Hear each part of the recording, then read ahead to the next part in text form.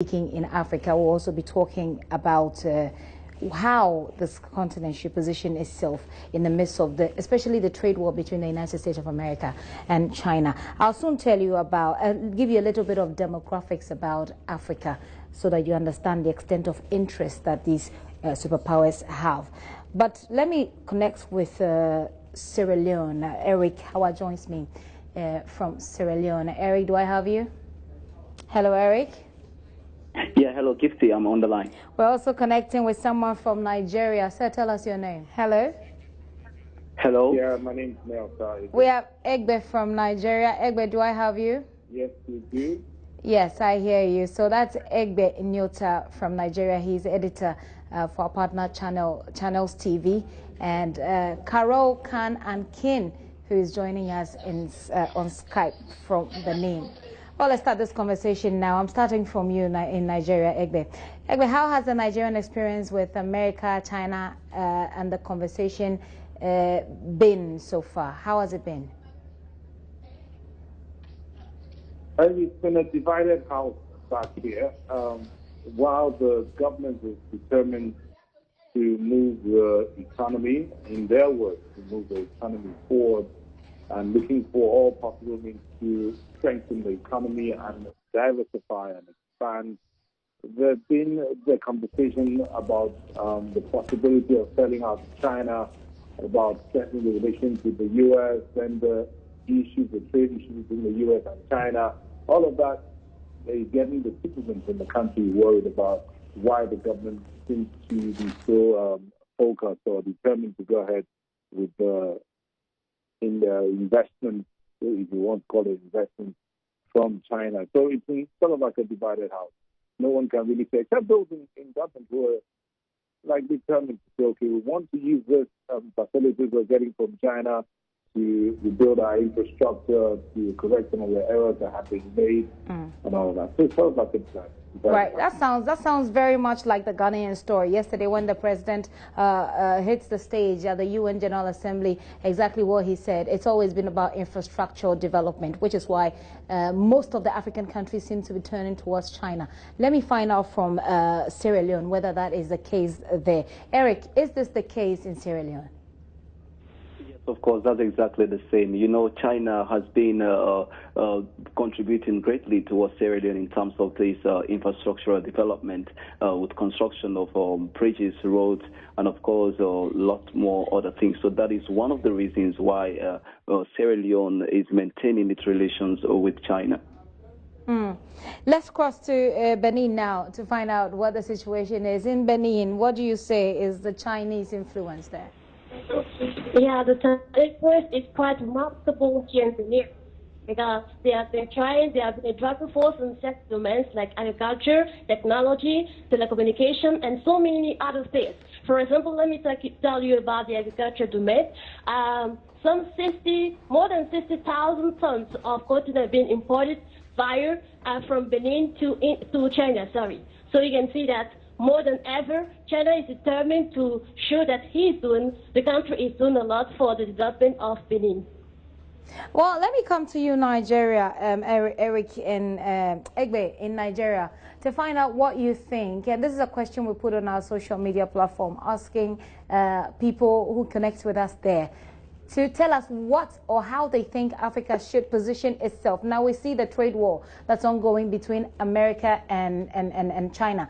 And America indeed has been a traditional development partner for many of these African countries. Now with the paradigm shift that we're beginning to see, how do you think Africa should begin to position itself to make the most on both sides without necessarily meddling in the misunderstanding or disagreements between these two superpowers, so to speak?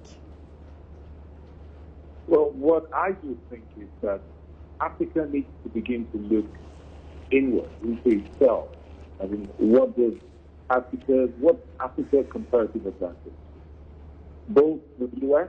and China, yeah, they're investing, they've been development partners. The U.S. has been a development partner for most of the African countries, and is still seeking to do more for the African countries. So to speak, I mean, with the setting up of the agency that's supposed to invest about, is it $60 billion or thereabout, not too sure.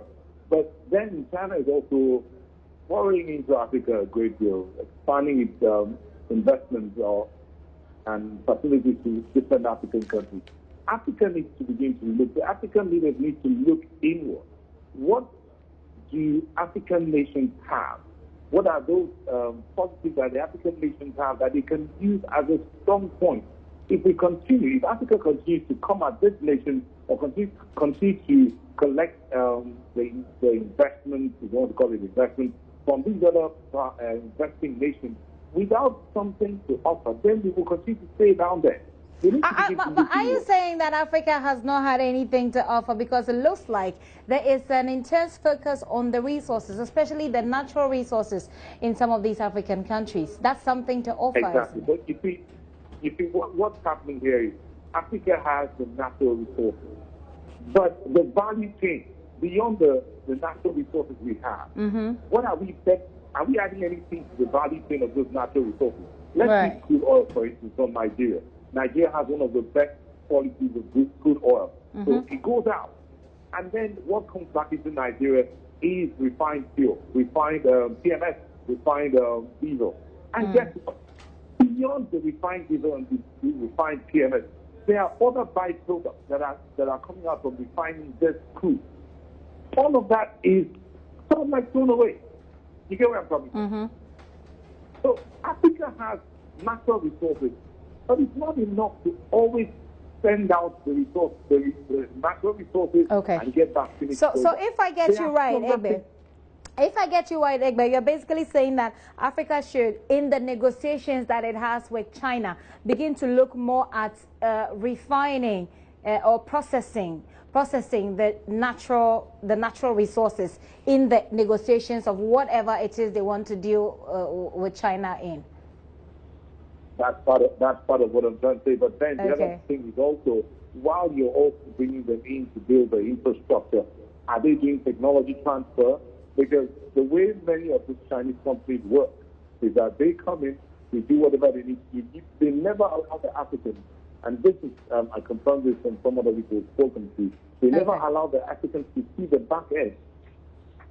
The working behind the scene. They never allow the Africans to see that. To see the back end. So the technology transfer is somewhat like delayed.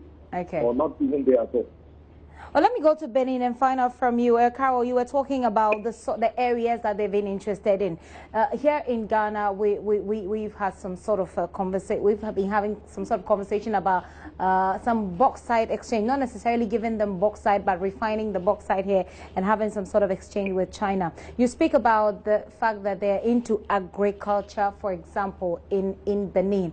Do you think that the negotiations that have gone on so far, it's one that gives Benin an upper hand, one that gives Benin actual value for money so far? You know, the problem here is not whether Benin is given value or not. The problem here is whether Benin is benefiting from what China is doing in terms of investment here in Benin. Because when you take, for example, let me go back to other domains like telecommunication or maybe even some companies. Let me just tell you that just because of China investment, the sugar coming from Benin is now on the market. That was not the case when China was not investing here in Benin. So whatever may be what people are saying, what we have to take into account is the fact that with the investment of China, Benin is doing good. But what is important here is that maybe Benin has to strategize a new way of dealing with its partner. I'm talking about contract. For example, when you take the case of Angola, you know, for Benin not to fall in the same tribe as other countries like Angola, I'm talking about the natural resources. Benin has to make sure that when he decides to sign, for example, a memorandum of agreement with China, he has to make sure that what is given back to China, for example, is equivalent to what Benin is receiving from that contract. Do you get the feeling that that is what is happening, that there is that kind of equality in terms of the exchanges? Do you get the feeling that's happening? I think somehow, because it's true that we cannot say that. When I say somehow, it's true that Benin is not totally getting what normally has to be given in terms of contracts. And it's not just in Benin, it's everywhere. What is that? African countries, for example, they are in need of infrastructure, but instead of investing in infrastructure, they are into maybe building a stadium or so forth. So there's a need for African countries to sit down and to work collectively so that instead of their market not to be protected, the market will be protected because they're working collectively. Because they're working collectively. Let's go to Sierra Leone. Eric, how do you think that Sierra Leone is getting what it fairly deserves from its partnership, from its relations with China? Well, I think I can give a yes and a no to that answer. You know, looking at the whole relation that has existed between the two nations, you find out that we have got natural resources, just as the other journalists were mentioning. Sierra Leone is also a country which has got lots of natural resources. So yes, the Chinese have been doing some investment in Sierra Leone, but you find out that in fact most of the development that they do in Sierra Leone, not just for the Chinese, even other international partners, they do it on loan schemes. So even if they build a bridge, or perhaps we talk about the toll road which they constructed for us here in Sierra Leone, you know, it has to do with some amount of years, which will have to be, it will be on loan. So even if you calculate, perhaps towards the end of the term that they have said, it might surpass the kind of money which the Chinese actually invested in building that road, that toll road. And we also have systems in which there's a mining company. And recently, of course, some number of Chinese were deported from Sierra Leone due to illegal mining, because they were found in some places doing some illegal mining stuff. So though they have actually contributed a lot, they have been doing investment. And of course, recently the president was at the FOCAC summit, where actually the Chinese president pledged some amount of dollars in support of Sierra Leone in terms of building a bridge that connects the main capital towards the Lunke International Airport. That is one huge project which many people have been looking forward to for the past years. So I can say, in another way around, both parties to enjoy benefit from each other.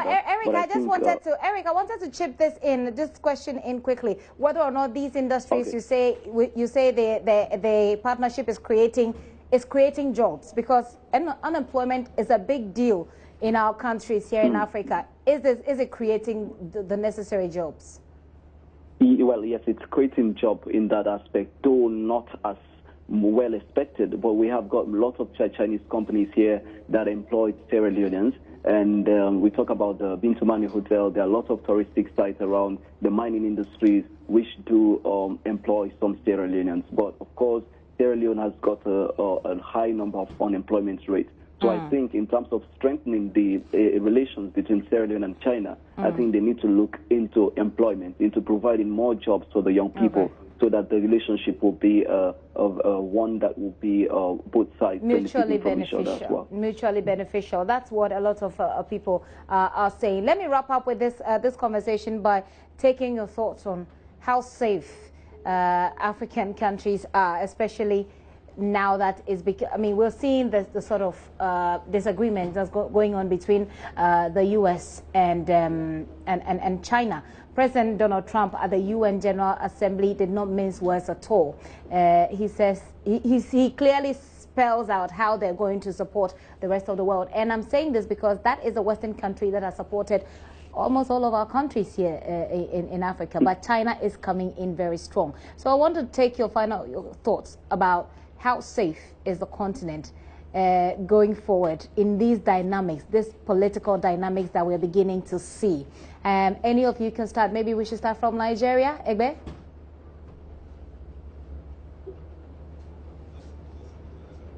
Seems that we've lost Egbe. Let me find out from you, Carole. Carole, you have a response to that? Carole? Okay, let me finish.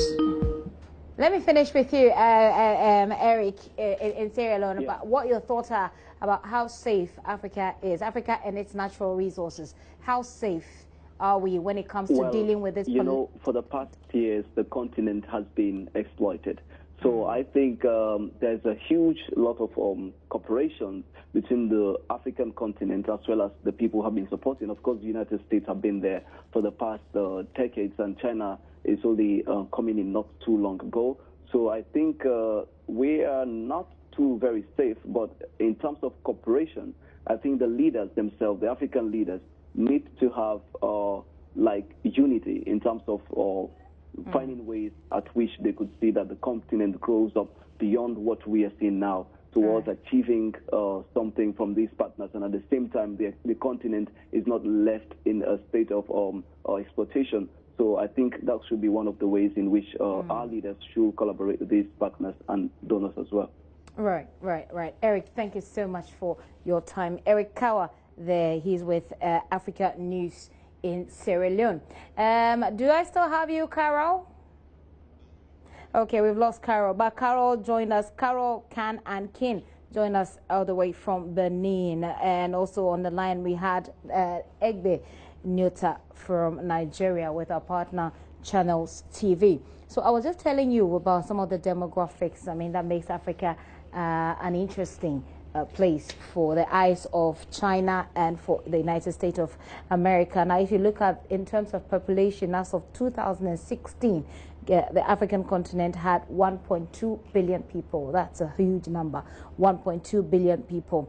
Nominal GDP was 2.19 trillion as of 2017. GDP PPP was 6.36 trillion in 2017, and our GDP per capita was 1,820 as of 2017. These are a lot of figures, but those who love economics will understand. Some of the resources, of course, that the continent boasts of is diamond, sugar, salt, gold, iron, cobalt, uranium, copper, bauxite, silver. Bauxite, which we're trading off with China at the moment, or which we would be soon. Silver, we've got petroleum, cocoa beans, woods, and tropical fruits as well. Let's get on social media, find out what your thoughts are about how this continent should position itself in the midst of all of these different and ever-changing political dynamics, especially with Donald Trump at the helm of affairs in the United States of America. So I'm going on to Facebook to find out what the thoughts are.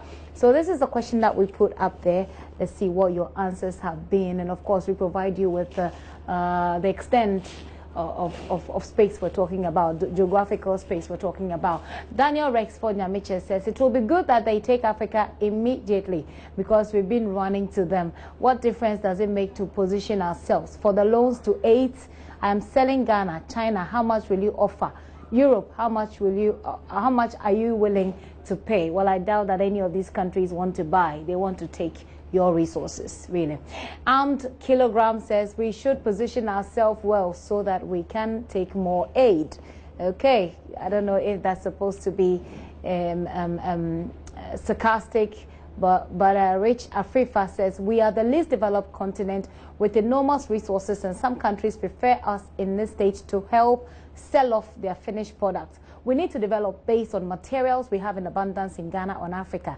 Add value using simple technologies that are available at affordable rates to leapfrog our economy. Example is palm oil. Malaysia, you say, makes 30 billion per year from this. How much does our cocoa, gold, and oil give us? A question you end with there. Victor Ampon, Africa possesses whatever those nations need to build, support, and maintain their power as they all scramble to roll out, maneuver each other's efforts. That's quite a long message you have there, Ampon. Let me move on to Theophilus Tego, who says that if we stand together and stop being greedy, and you have greedy in capital letters, then we can stand boldly on ourselves. You mean that then we can depend on ourselves, I suppose. Agostino Kuaku Ameto says, where is the legend? I don't know which legend you're talking about, sir. Angel Gabriel said, Africa should be, okay, you want to say should be sold to the Europeans. Well, like I said, I'm not sure they're buying, because we have a lot of migrants who are going who are not even getting accepted. What they want is the resources that you say you have. Okay, so those are some of the thoughts on a social media platform. Do keep connecting with us. Let's talk about this as we go along.